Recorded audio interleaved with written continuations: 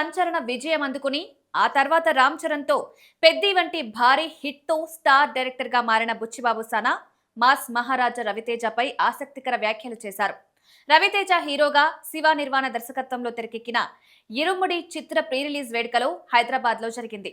ఈ కార్యక్రమానికి ముఖ్య అతిథిగా హాజరైన బుచ్చిబాబు రవితేజతో సినిమా చేయాలనే తన కోరికను బహిరంగంగా వెల్లడించి అందరి దృష్టిని ఆకర్షించారు.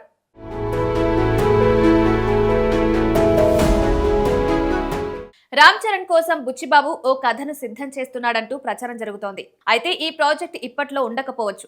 కాబట్టి మరో కథతో మరో హీరోతో బుచ్చిబాబు ప్రయాణం చేయాల్సిన అవసరం ఏర్పడింది.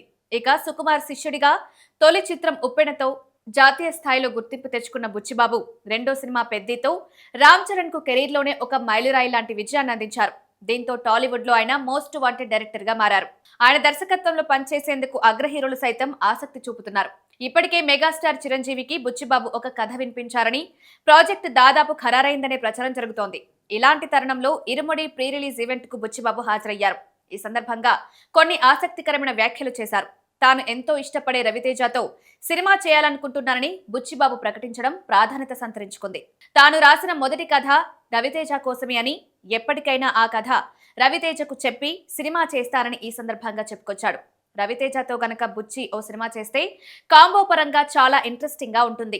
బుచ్చి కథ చెప్తానంటే రవితేజ కూడా కాదనే రకం కాదు. ఫ్లాపుల్లో ఉన్న దర్శకులకు అవకాశాలు ఇచ్చిన రవితేజ బుచ్చికి ఛాన్స్ ఇస్తే ఆశ్చర్యపోవాల్సిన అవసరం లేదు. సో ఈ కాంబో ఎప్పుడైనా సెట్ కావచ్చు.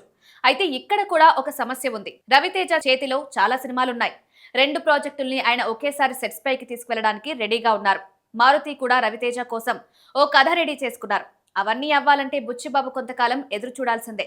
ఇక పక్కా మాస్ అంశాలు, వింటేజ్ రవితేజను గుర్తు చేసేలా బుచ్చిబాబు మార్క్ సినిమా వస్తే బాక్స్ ఆఫీస్ వద్ద కొత్త రికార్డులు ఖాయమని విశ్లేషకులు అంచనా వేస్తున్నారు. మరి ఈ క్రేజీ కాంబినేషన్ ఎప్పుడు కార్యరూపం దాల్చుతుందో చూడాలి.